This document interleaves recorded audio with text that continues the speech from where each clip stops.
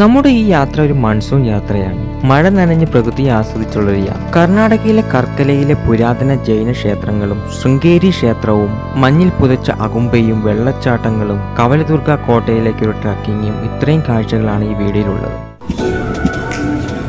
Aluva railway സ്റ്റേഷനിൽ നിന്ന് രാത്രി ട്രെയിൻ കയറി രാവിലെ 7 മണിയോടുകൂടി കർണാടകയിലെ ഉടുപ്പി റെയിൽവേ സ്റ്റേഷനിലെത്തി. നമ്മൾ വന്ന ട്രെയിൻ കടന്നുപോയതിനു ശേഷം അപ്പുറത്തെ ട്രാക്കിലൂടെ ലോറികൾ കയറ്റി പോകുന്നൊരു ട്രെയിൻ. ഇതാണ് roll on roll off service, ചുരുക്കത്തിൽ റോറോ സർവീസ് എന്ന് പറയും. ഇത് കൊങ്കൺ പാതയിലുള്ള സർവീസാണ്. ട്രക്കുകൾക്ക് സമയവും ഡീസലും ലാഭമാണ് ഇങ്ങനെ കൊണ്ടുപോകുമ്പോൾ. ഈ ബസ്സിലാണ് ഇനി നമ്മുടെ 2 ദിവസത്തെ യാത്ര. ആദ്യം പോകുന്നത് കർക്കലയിലെ ബാഹുബലി ക്ഷേത്രം കാണാനാണ്. തുളു രാജ്യത്തിന്റെ ഭാഗമായ കർക്കള AD 6-ാം നൂറ്റാണ്ടിൽ കാദംബരുടെ സാമന്തന്മാരായിരുന്ന ആലുപ്പാസിന്റെ നിയന്ത്രണത്തിലായിരുന്നു. പിന്നീട് അവർ തങ്ങളുടെ സാന്നിധ്യം ഉറപ്പിക്കുകയും 800 വർഷത്തിലേറെ തുളുനാട് ഭരിക്കുകയും ചെയ്തു. വിജയനഗര ഭരണത്തിന്റെ ആവിർഭാവത്തിന് മുമ്പ് തുളുനാടിന്റെ പല ഭാഗങ്ങളും ഇവരുടെ സാമന്ത സംസ്ഥാനങ്ങളെ നിയന്ത്രിച്ചിരുന്നു. ഭൈരവരാസ ഒടയകൾ എന്നറിയപ്പെട്ടിരുന്ന കലശ കർക്കല ഭരണാധികാരികൾ പ്രാരംഭഘട്ടത്തിൽ ഘട്ടങ്ങളിൽ നിന്ന് നിയന്ത്രിക്കുകയും പിന്നീട് അവരുടെ പ്രവർത്തനങ്ങൾ മാറ്റുകയും ചെയ്തു. തീരദേശ മേഖലയിലേക്ക് കർക്കലയെ അവരുടെ രാഷ്ട്രീയ കേന്ദ്രമാക്കി. ഈ കാലഘട്ടത്തിൽ മുടബിദുരെ, കർക്കല തുടങ്ങിയ കേന്ദ്രങ്ങളിൽ ജൈനമതം പ്രചാരം നേടി. സമുദ്രനിരപ്പിൽ നിന്ന് 300 മീറ്റർ ഉയരത്തിൽ ഒരു കുന്നിന്റെ മുകളിൽ ബാഹുബലിയുടെ ഏകശിലാരൂപം സ്ഥാപിച്ചത് വീരപാണ്ഡ്യ രാജാവാണ്. കലശ കർക്കല സാമ്രാജ്യത്തിന്റെ 1432 അദ്ദേഹത്തിന്റെ ആചാര്യനായ ലളിതകീർത്തിയുടെ ഉപദേശപ്രകാരം 42 അടി ഉയരത്തിൽ ഉള്ള ഒരു ശില്പം 5 അടി ഉയരമുള്ള വാർത്തെടുത്ത പ്ലാറ്റ്ഫോമിൽ നിലകൊള്ളുന്നു. ശ്രാവണബേലഗോളയിലെ കൂറ്റൻ ബാഹുബലിയുടെ ഏകശിലാ പ്രതിമയ്ക്ക് തൊട്ടു പിന്നിലാണ് ഇവിടുത്തെ ബാഹുബലിയുടെ പ്രതിമ. നമ്മുടെ കൂടെ യാത്ര ചെയ്യുന്ന എല്ലാവരെയും പരിചയപ്പെട്ടു. പലരും നേരത്തെ പോയ യാത്രകളിൽ പരിചയമുള്ളവർ തന്നെ. ഓരോ യാത്രയിലും കൂടുതൽ കൂട്ടുകാരെ ലഭിക്കും ഇങ്ങനെയുള്ള യാത്രയിൽ. ഇവിടുന്ന് നോക്കുമ്പോൾ മറ്റൊരു കുന്നിൽ ഒരു ജൈനക്ഷേത്രം കാണാം. അതാണ് ചതുർമുഖ ബസതി. കർക്കളയിലെ ഏറ്റവും പ്രശസ്തമായ സ്മാരകങ്ങളിൽ ഒന്നാണിത്. 16-ാം നൂറ്റാണ്ടിന്റെ അവസാനത്തിൽ സന്താര രാജവംശത്തിലെ ഇമ്മടി ഭൈരവരാസ ഉദയ 1586-ൽ നിർമ്മിച്ചതാണ് ചതുർമുഖ ബസതി. ഇതിന് 4 ഒരേ രീതിയിലുള്ള മുഖങ്ങളുണ്ട്. അതിനാൽ അതിനെ ചതുർമുഖ ബസതി എന്ന് വിളിക്കുന്നു. പൂർണ്ണമായും കൊത്തിയ കരിങ്കല്ല് കൊണ്ട് നിർമ്മിച്ചതാണ് ഈ ബസതി. ഇവിടുത്തെ കാഴ്ചകൾ കണ്ടു ഇറങ്ങി. ഇനി പോകുന്നത് ശൃംഗേരി ശ്രീ ശാരദാംബ ദേവി അമ്മനവര ക്ഷേത്രം കാണാനാണ്. കർക്കലയിൽ നിന്നും 56 കിലോമീറ്റർ ഉണ്ട് അങ്ങോട്ട്. ബസ്സിൽ എല്ലാവരും പാട്ടൊക്കെ പാടി തകർക്കുന്നു.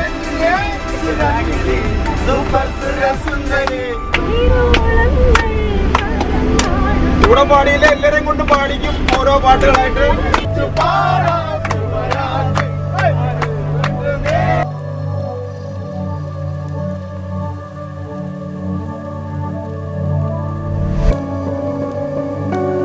ഇപ്പോൾ കുതിരമുഖ ഫോറസ്റ്റ് ചെക്ക് പോസ്റ്റ് കഴിഞ്ഞു. കുതിരമുഖ വൈൽഡ് ലൈഫ് സാഞ്ചുറിക്കുള്ളിലൂടെയാണ് പോകുന്നത്. മല കയറിയാണ് പോകുന്നത്.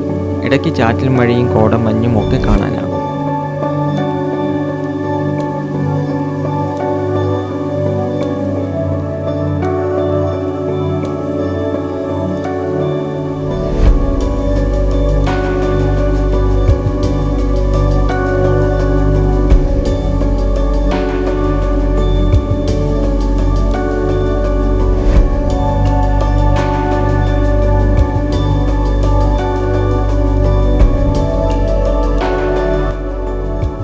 ഇപ്പോൾ ഫോറസ്റ്റ് ഒക്കെ കഴിഞ്ഞു. ഇപ്പോൾ പോകുന്നത് കമുകും കുരുമുളകും തെങ്ങും ഒക്കെയുള്ള ഒരു പ്രദേശത്തൂടെയാണ്.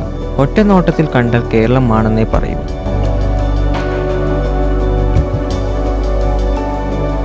ഇതാണ് ക്ഷേത്ര ഗോപുരം. ഒരു വലിയൊരു ഗോപുരം.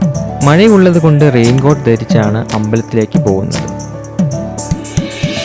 ഇത് വിദ്യാശങ്കര ക്ഷേത്രം 1338 നിർമ്മിച്ചതാണ്. ശൃംഗേരിയിലൂടെ ഒഴുകുന്ന തുംഗ നദിക്കരയിലാണ് ക്ഷേത്രം സ്ഥിതി ചെയ്യുന്നത്. പാരമ്പര്യമനുസരിച്ച് അദ്വൈത വേദാന്തത്തിന്റെ പ്രധാന വക്താവായ ശ്രീ ആദി ശങ്കരാചാര്യ സനാതന ധർമ്മവും അദ്വൈത വേദാന്തവും സംരക്ഷിക്കുന്നതിനും പ്രചരിപ്പിക്കുന്നതിനുമായി ഇന്ത്യയിൽ 4 പീഠങ്ങൾ സ്ഥാപിച്ചു. തെക്ക് കർണാടകയിൽ ശൃംഗേരി ശ്രീ ശാരദാ പീഠവും, പടിഞ്ഞാറ് ഗുജറാത്തിൽ ദ്വാരകാ പീഠം, കിഴക്ക് ഒഡീഷയിൽ പുരി ഗോവർദ്ധൻ പീഠം, വടക്ക് ഉത്തരാഖണ്ഡിൽ ബദ്രി ജ്യോതിഷ പീഠം എന്നിവയായിരുന്നു അവ. ശ്രീ ആദിശങ്കരൻ ഇന്ത്യയിലുടനീളം തൻ്റെ യാത്രയ്ക്കിടെ ശൃംഗേരിയിലെ തുംഗ നദിയുടെ തീരത്ത് ഗർഭിണിയായ തവളയെ ചൂടുള്ള സൂര്യനിൽ നിന്ന് സംരക്ഷിക്കാൻ ഒരു പാമ്പ് അതിന്റെ പത്തി അനാവരണം ചെയ്യുന്നതായി ഒരു ഹാഗിയോഗ്രാഫിക് ഐതിഹ്യം പറയുന്നു. പ്രകൃതിദത്ത വേട്ടക്കാർക്കിടയിൽ അഹിംസ ഒരു പുണ്യസ്ഥലത്തേക്ക് ജന്മസിദ്ധമാണെന്ന് മനസ്സിലാക്കി ശ്രീ ആദിശങ്കരൻ തന്റെ ആദ്യ പീഠം ശൃംഗേരിയിൽ സ്ഥാപിക്കാൻ തീരുമാനിക്കുകയായിരുന്നു. അമ്പലത്തിൽ കയറി തൊഴുതിറങ്ങി. ഇപ്പോൾ ഉള്ളത് പാർക്കിംഗ് ഗ്രൗണ്ടിലാണ്. ഇവിടെ ഒരു തൂക്കുപാലമുണ്ട് നദിക്ക് കുറുകെ. തുംഗ നദി നിറഞ്ഞ് കലങ്ങി ഒഴുകുന്നു. കുറച്ചു നേരം തൂക്കുപാലത്തിലൂടെ നടന്ന് ഫോട്ടോയൊക്കെ എടുത്തു.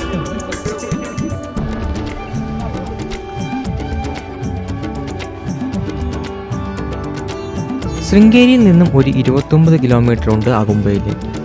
മഴ തകർത്ത് പെയ്യുവാണ്. വശങ്ങളിൽ വെള്ളം കയറി കിടക്കുന്ന വയലുകൾ കാണാം.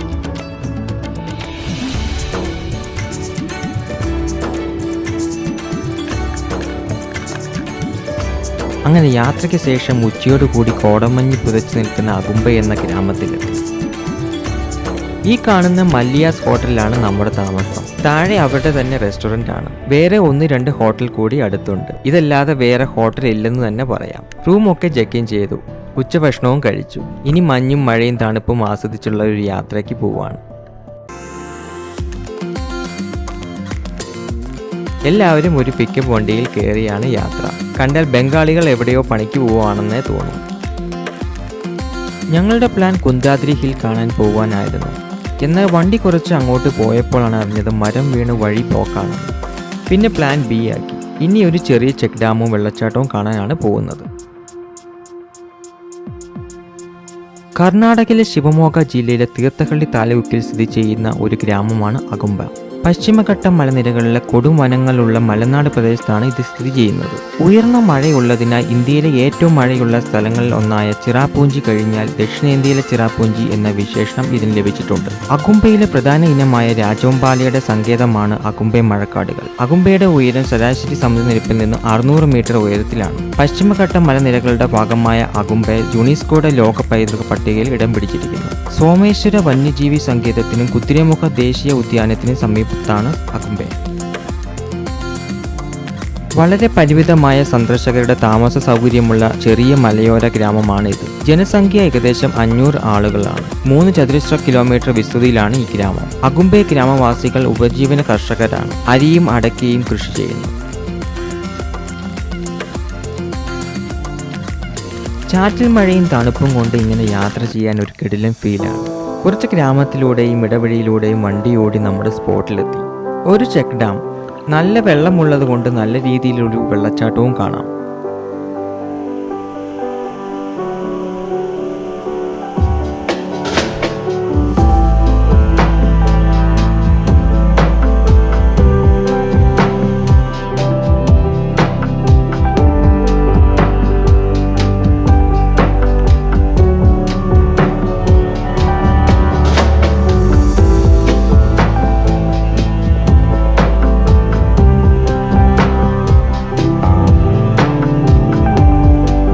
പിന്നെ കാലവർഷമായതുകൊണ്ട് തോട്ടപ്പുഴു അല്ലെങ്കിൽ അട്ട ഇതിനൊരു കുറവുമില്ല. സൂക്ഷിച്ചില്ലേ കാലയിൽ കയറും.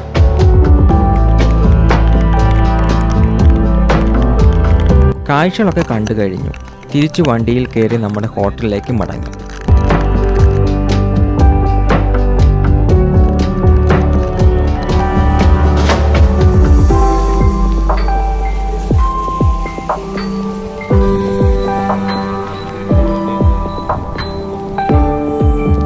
ഇപ്പോൾ നേരത്തെ കണ്ട കോടമഞ്ഞൊക്കെ മാറി നല്ലതുപോലെ കാണാം. നേരെ കാണുന്നതാണ് അകുംബെ ബസ് സ്റ്റാൻഡ്. ഇതൊരു ഗ്രാമമായതുകൊണ്ട് രാത്രി പ്രത്യേകിച്ച് ഒന്നും തന്നെ ചെയ്യാനില്ല. രാത്രി കുറച്ചു നേരം നടന്നു. പിന്നെ ഭക്ഷണവും കഴിച്ച് നേരത്തെ കിടന്നുറങ്ങി.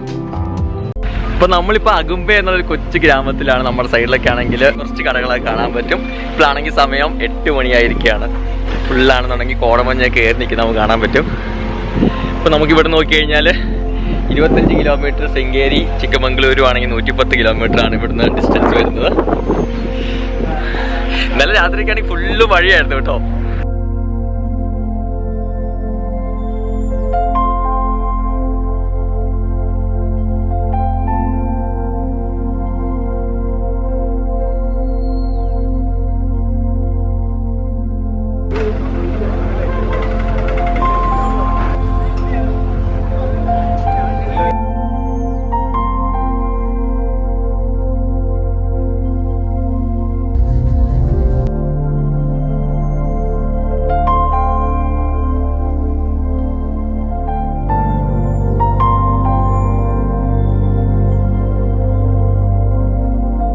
ഇന്ന് ആദ്യം പോകുന്നത് തളസി അബി വെള്ളച്ചാട്ടം കാണാനാണ്. ബസ്സിൽ കയറി അങ്ങോട്ടുള്ള യാത്രയിലാണ്. മഴ പെയ്ത് കിടക്കുന്ന റോഡ്, ഇന്നലെ കണ്ടതുപോലത്തെ കൃഷിത്തോട്ടങ്ങൾ, എവിടെയും ഓടിട്ട വീടുകൾ കാണാൻ വഴി നീളം.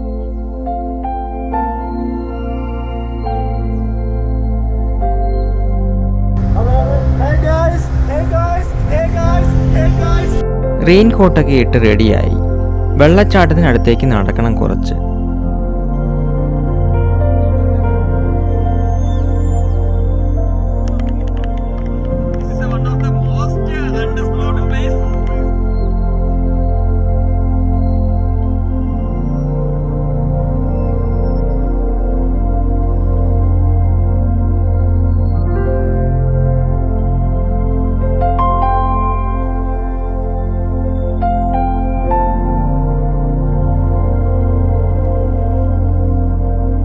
കാട്ടുവഴിയിലൂടെയുള്ള മൺപാതയിലൂടെ നടന്ന് നദിക്കരയിലെത്തി.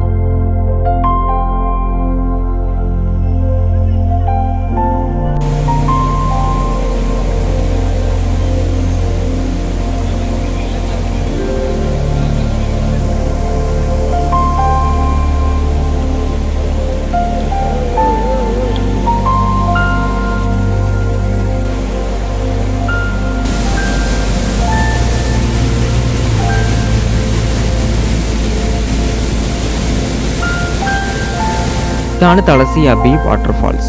താഴെ നിന്ന് നോക്കിയാലേ ശരിക്കും വെള്ളച്ചാട്ടം കാണാനാവും. മഴയുള്ളത് കൊണ്ട് ഡ്രോൺ ആണെങ്കിൽ ഇവിടെ പറത്താനും ആവില്ല.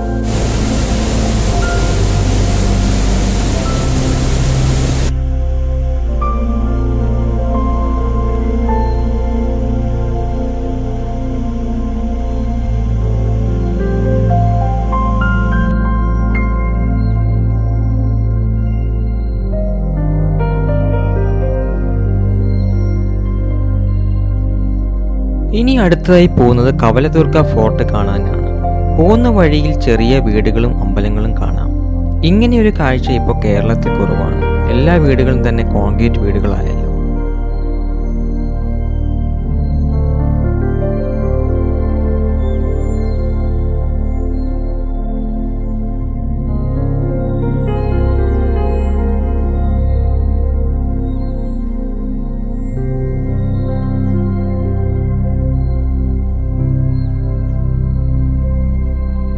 ആ കോട കയറി നിൽക്കുന്ന മലയിലാണ് കവലദുർഗ ഫോർട്ട്.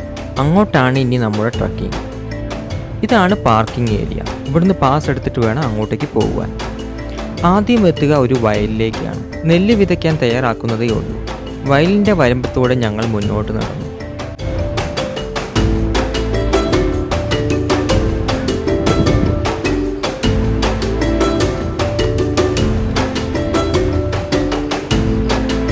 ഇപ്പോൾ മല കയറ്റം തുടങ്ങി. ഇടയ്ക്കൊക്കെ കല്ല് പാകിയിട്ടുണ്ട്. കുറേയൊക്കെ പോയിരിക്കുന്നു.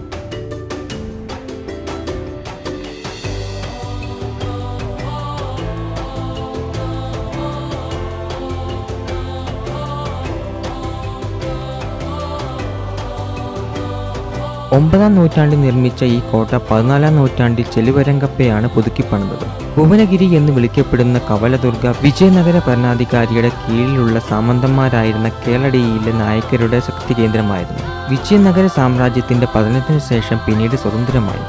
1582 മുതൽ 1629 കാലഘട്ടത്തിൽ വെങ്കടപ്പ നായക്ക ഇവിടെ ഒരു കോട്ട ഉറപ്പിച്ചു. ഒരു കൊട്ടാരം പണിയുകയും അതിനെ ഒരു മഹിത്തന മഠം കൊണ്ട് അഗ്രഹാരമാക്കുകയും ചെയ്തു. ഒരു ശൃംഗേരി മഠം, ഒരു ഭണ്ഡാരം, ഒരു കളപ്പുര, ആനകൾക്കും കുതിരകൾക്കുമുള്ള തൊഴുത്തുകൾ, കുളങ്ങൾ. കവലദുർഗയിലെ കോട്ടയിലേക്ക് 3 വരി മതിലുകളുണ്ട്. അവ കുന്നിന്റെ സ്വാഭാവിക രൂപത്തെ പിന്തുടർന്ന് വലിയ ഗ്രാനൈറ്റ് ബ്ലോക്കുകൾ കൊണ്ട് നിർമ്മിച്ചതാണ്. ഓരോ കോട്ടയ്ക്കും ഇരുവശത്തും കാവൽ മുറികളാൽ ചുറ്റപ്പെട്ട ഒരു കവാടമുണ്ട്.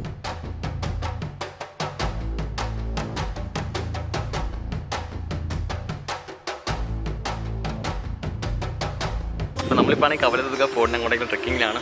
ഫുള്ള് മഴയായിരുന്നു. ഇപ്പോൾ നമ്മൾ കുറേ നടന്നു വന്ന് ഇപ്പോഴാണെങ്കിൽ നമ്മളിപ്പം കവലദുർഗ ഫോർട്ടിൻ്റെ അകത്തെത്തിയിരിക്കുകയാണ്. ഇനി കുറച്ച് അകത്തേക്ക് മേളിലോട്ട് കയറി പോകാനുണ്ട്. ഇപ്പോഴാണെന്നുണ്ടെങ്കിൽ നമുക്ക് താഴേക്ക് ആണെന്നുണ്ടെങ്കിൽ താഴെയും മേളിലേക്കാണെങ്കിൽ ഫോർട്ടിൻ്റെ കുറച്ച് ഭാഗങ്ങളൊക്കെ കാണാൻ പറ്റും. കുറേ ഭാഗങ്ങളൊക്കെ ആണെങ്കിൽ നശിച്ചു പോയിട്ടുണ്ട്. ഇപ്പോഴാണെന്നുണ്ടെങ്കിൽ ഇപ്പം നമ്മുടെ സൈഡിലേക്കാണെങ്കിൽ ഫുള്ള് കോടമഞ്ഞ് ഇങ്ങനെ കയറി വന്നുകൊണ്ടിരിക്കുകയാണ്. നല്ല തണുപ്പും.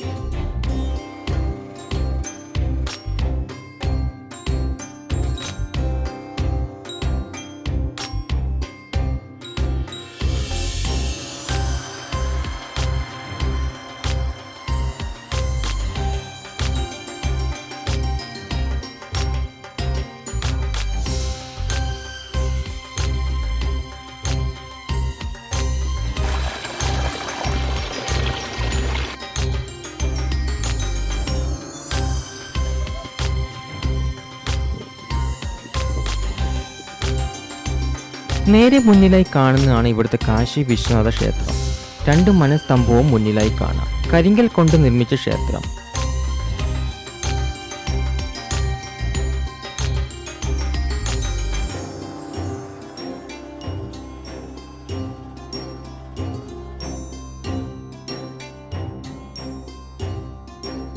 ഇപ്പോൾ ഇവിടെ പൂജയൊന്നുമില്ല.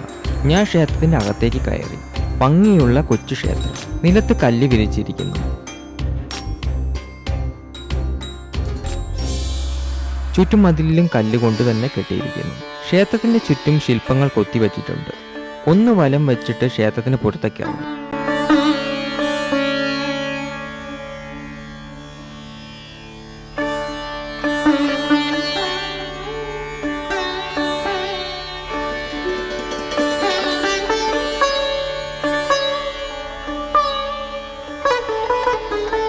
കോടമഞ്ഞ് കയറി അമ്പലം ഇടയ്ക്ക് മൂടുന്നു.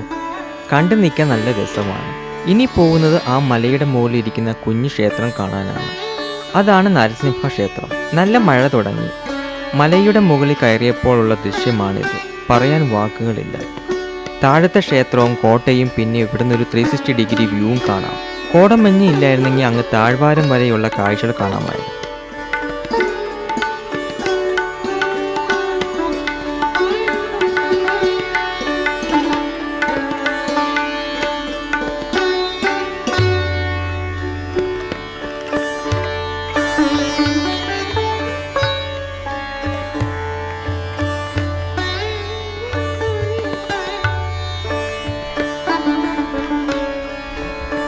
ഇനി പോകുന്നത് ഇവിടുത്തെ കൊട്ടാരത്തിൻ്റെ കാഴ്ചകൾ കാണാനാണ്. കുറച്ച് നടക്കാനുണ്ട് അങ്ങോട്ടേക്ക്.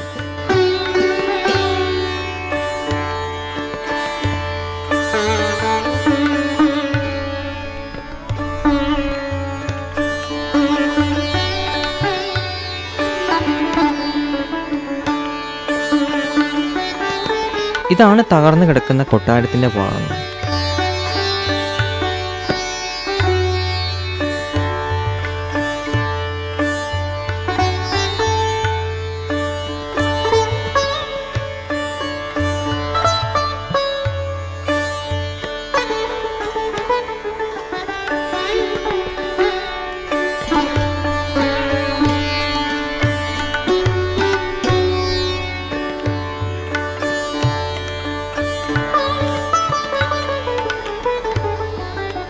കുറച്ചു നേരം കൊട്ടാരത്തിനെ മുഴുവനായി ഒന്ന് ചുറ്റി നടന്നു കണ്ടു. കൊട്ടാരത്തിന് മുകളിലായി ഒരു സ്റ്റെപ്പ് ടാങ്ക് ഉണ്ട്. പൂർണ്ണമായി ഉള്ളത് ഇത് മാത്രമേ ഉള്ളൂ എന്ന് പറയാം.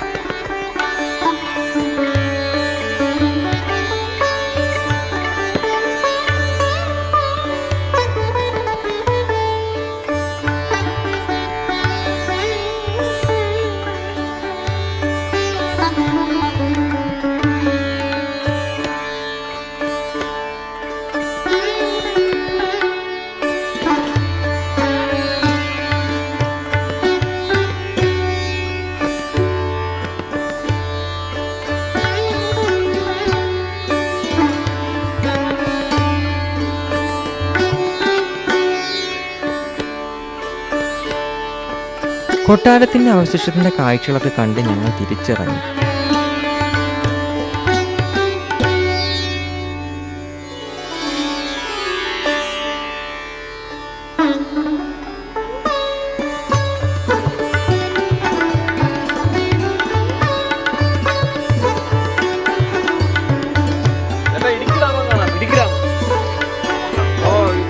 കാണുന്നുണ്ട്.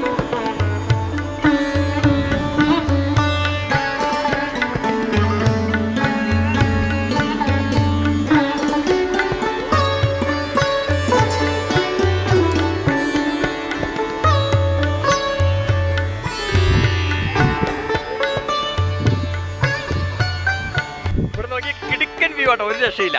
നമ്മൾ താഴെ പാടത്തോടെ കയറി വന്ന വ്യൂ ഒക്കെ നമുക്ക് ഇവിടുന്ന് കാണാൻ പറ്റും. നമ്മൾ വണ്ടിയാണെങ്കിൽ പാർക്ക് ചെയ്തേക്കുന്ന ഏരിയ ഒക്കെ